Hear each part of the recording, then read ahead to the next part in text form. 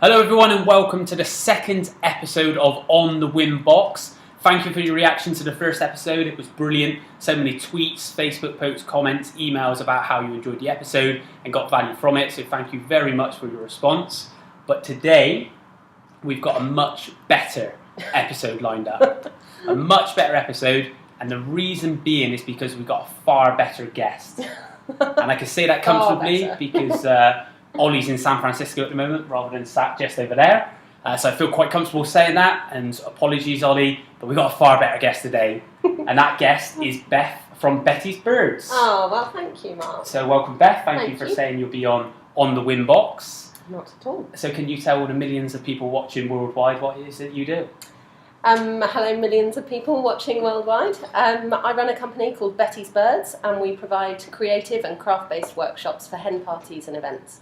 So we make flower crowns or incredible headdresses made out of plastic fruit and fake flowers and feathers. We also do hula hooping. We make natural skincare products. So it's workshops by professional creatives, and they teach hen parties. That's what we do. So when I get married, yes, and I have all my bridesmaids, yeah, I can come to you and have my hen party absolutely organised. What would you have, Mark? A flower crown workshop? I think I would probably go with the nipple tassels. the creative, or do you not we do that anymore? We don't do that anymore, but you could have the okay. knicker decorating. How about Knicker that? decorating sounds good to me. Yeah, I think my Perfect. friends would enjoy that. Okay, I can teach you how to make nipple tassels though later if you like. After the show, maybe. We won't do that during the show. Okay. We'll do it after. Right. And then maybe record it as well, and it could be the outtakes of this show. Could be me What learning an how excellent to idea. decorate knickers. Right. So yeah, sounds good. Well, this is taking a strange tangent already. So I just want to say at this point that I've set a target that I want to shoot 100 of these episodes this year. Wow. So that means I'm going to be shooting quite a lot of episodes. Yeah. And that means I need you to tweet me lots of email marketing questions. So even if you're a bit shy, but you have a question or you could think of a question about email marketing, tweet it through to me. You get featured on the show, you get your questions answered, and chances are if you have that question, then so will hundreds of other people which will hopefully watch this show. So yes, get tweeting me so I can shoot more shows. Lovely. And talking about shows, let's get on with the questions. Well, we've got some great questions for you today, Mark. Do we really? Yeah, absolutely. Are you ready? I am ready to go. So Adam Crooks has tweeted, would you recommend using video if your clients open emails in an office environment and are unlikely to turn on the sound? Okay, good question. Thank you, Adam, for the question. Adam runs a business called Requirements List, and he's new in our Accelerator program. He started this week on Wednesday, so thank you very much for the question. I really appreciate it. Would I recommend using videos if my clients, if the audience will open the emails in an office environment? The short answer to that question is yes. Well, Most definitely. Emails in videos in email marketing get great response. They almost every time double the engagement rates of your emails. Okay. So I encourage videos all the time. If you really think that your audience aren't going to play sound, have subtitles in the videos. It's as simple as that. Just put subtitles in. There's probably some app or plugin out there to easily put subtitles. If not, type them along so they can watch them without any sound. Also, people often will not just watch videos at their desk now, they have their emails on their phone, so when they're going to lunch or when they're out and about after work, then they could watch the video then, and they may even flag it to watch later. So definitely videos are usually always a good idea, and if you're really worried about them not hearing the sound, put subtitles. I've also noticed in this office everybody has headphones. Yes. So I'm sure that even if they're worried about sound when they're opening the video, I'm sure they have their headphones or be able to borrow somebody else's. Yeah, and it's got to be a real corporate, boring office in this day and age if they won't allow you to have headphones Yeah, and watch a valuable, informative video, which is what you should be sending on your email, something of value, and that will help the recipient. So if your boss won't let you listen to that in the office, you need to go find another job because that sounds boring. Listen to it later. Don't take that advice. Okay, on to question number 2. Is it best to use separate lists or just one list with segmentation? That's from Claire Stone. Okay, good question, Claire. Thank you very much. Claire Stone's a nutritionist, and I really appreciate the question, so thank you for sending it in. And it's something that I've learned over time that it is better to have one list. So you have a master list, and then you segment that list into all your variety of different segments. And the reason being is it's so much easier for analytics that way. because when you look at the results of your campaigns, which you should definitely be doing after every campaign that you send, looking at the reports and studying them and seeing what your audience likes and what they don't like, and learn from that moving forward. It's much easier if you send it to one list, because then all the analytics are in one place, and you don't have to take the separate lists and compare the analytics and bring them all together. So I'd definitely say one list, and you're absolutely spot on the money. Make sure that you segment your lists so that the information you're sending to that individual segment is very relevant and useful for them. Great bit of advice, Mark. I hope so. I do try. So, from Pelico XYZ. Hey Mark, how do we get our customers to send our info around their office block? What's the best lunchtime subject line? 2 questions. So Pelico being very greedy there, aren't they, taking up 2 questions? But thanks a lot for the question, Pelico. Really appreciate it. So they're in the food business. They deliver lunches to offices. Delicious lunches to offices. Delicious lunches to offices, if I can say it. So 2 good questions. The best way to get anyone to do anything is to incentivize them. Right. So there's 2 ways they can tackle it. Either one way is they make the content so appealing and so compelling that people can't help but share it with their colleagues. Sure. So whatever strikes a mark with them, it could be humour, it could be knowledge, it could be education, to make it so compelling that they want to spread it around their office. Okay. But that's asking quite a lot. Yeah. So you have to incentivize them. So it could be a referral incentive for you. You can track the analytics of if you forward a campaign. So you can say to people, if you forward this campaign to 5 people, we'll send you a free lunch or a voucher for 50% off, something like that. But whatever you can come up with, if you incentivize people, then you're more likely to get them to take an action. Sure. And that's similar with what I said last time about getting opt-in subscribers. So the best formula for getting opt-in subscribers is a valuable incentive times lots of opportunities to subscribe. Okay. And that valuable incentive to get opt-ins is key. And that doesn't have to be discounts, doesn't have to be money off. It could be guides, an ebook, whatever lead magnet and that your audience will see is of value enough to give their email address across. Sure. Is what you do. So and it's kind of the opposite of those emails that tell you that if you don't forward this email to 10 people, you'll have bad luck for 10 years. You can try that as well. Yeah, why not? Them. They seem to work well on my Facebook anyway. It seems like every repost is, I have to share this, otherwise I would fall down a hole. A hole. Yeah, I would fall down a hole. So, great. And I forgot the second half of the question. The second half of the question was, what's the best lunchtime subject line? What you need to do to find that out is test and measure with your individual audience. There's no set rules of this is the best subject line.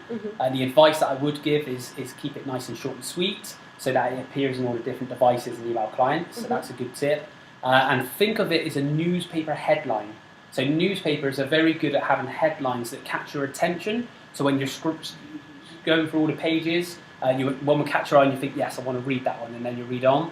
Sure. And that's what your subject line should do for out of all the emails that you get.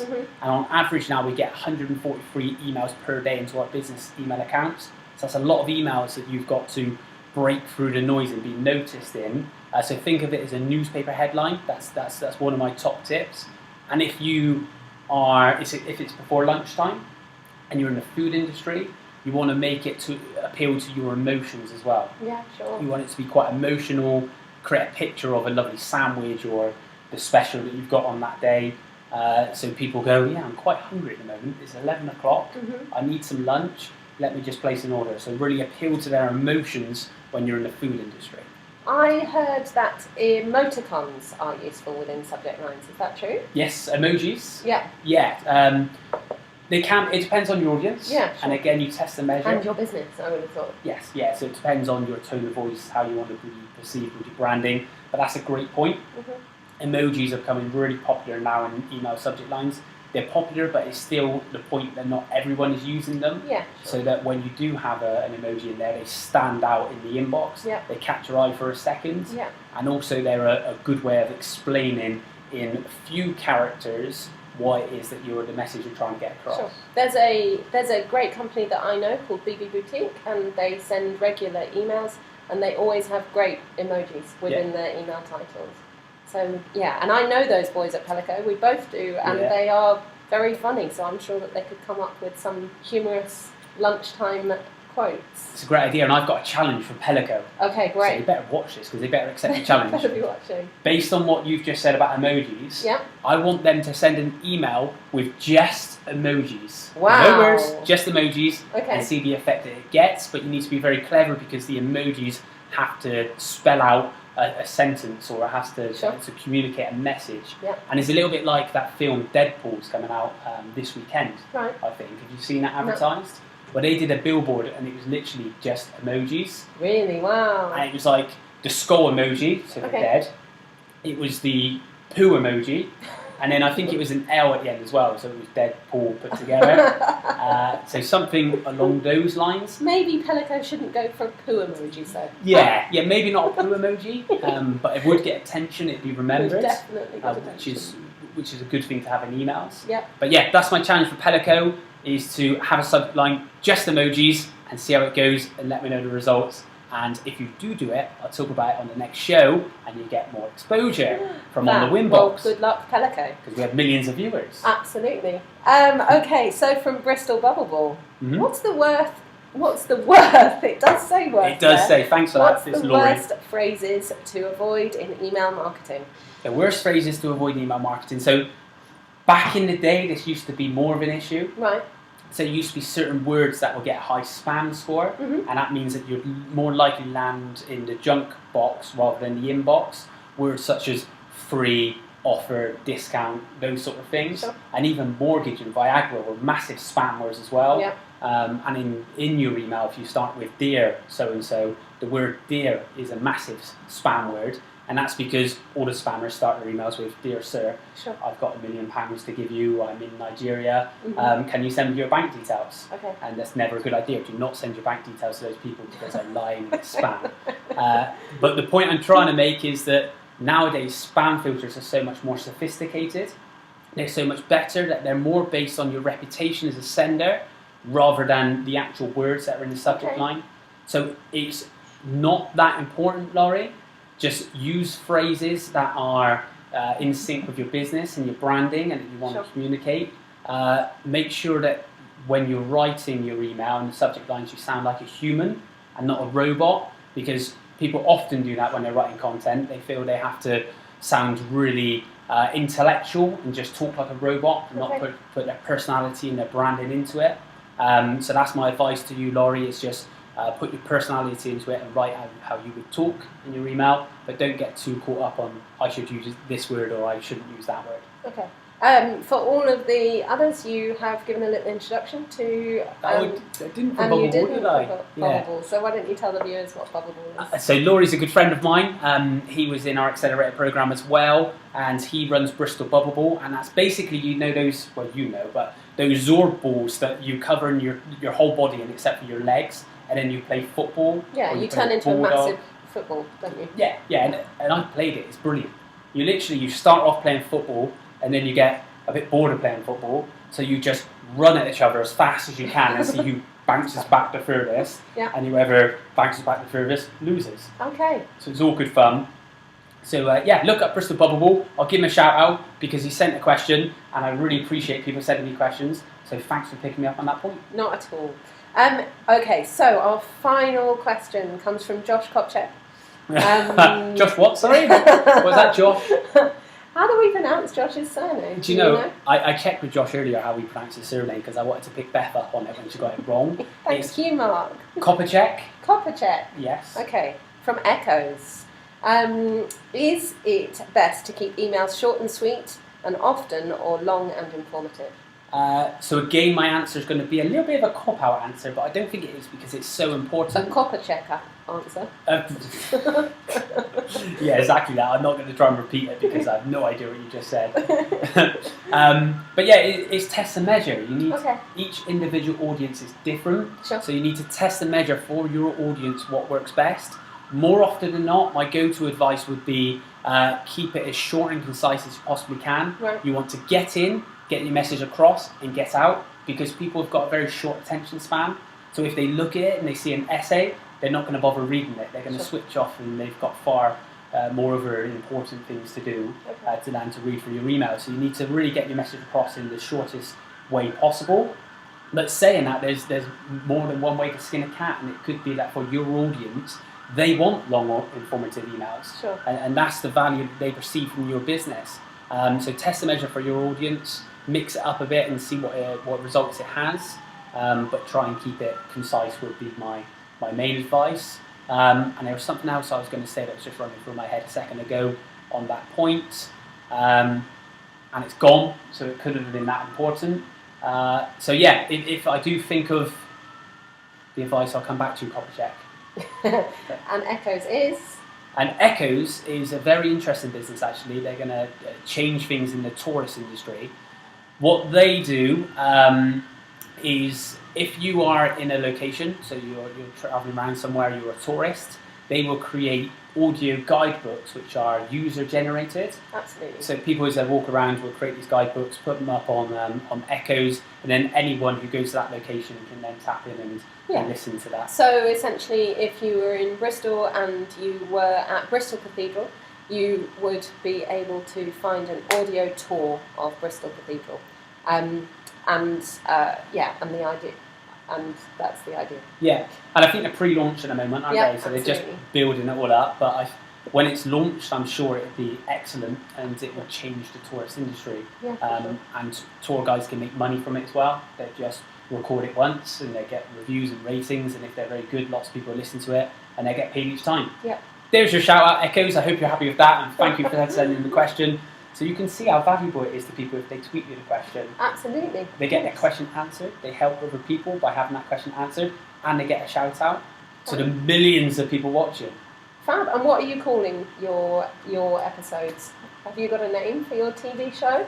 So the show is called On the Winbox. On the Winbox, okay. On the Winbox, which I'm sticking with. I quite like On the Winbox. Yeah, I like On the Winbox with Mark. Yeah, absolutely. Yeah. It's got a nice ring to it. It goes off the tongue nicely. So I think we'll stick with that. And I'm really creative with the name of each individual episode. Okay, so what was this episode called? Well, this episode was called episode 002. Wow. And you see what I did there with the 00s? Because I want to shoot 100 this year. Sure. So it's like building up to that 100. Yeah. So that's why it's 002. Fantastic. But that's it.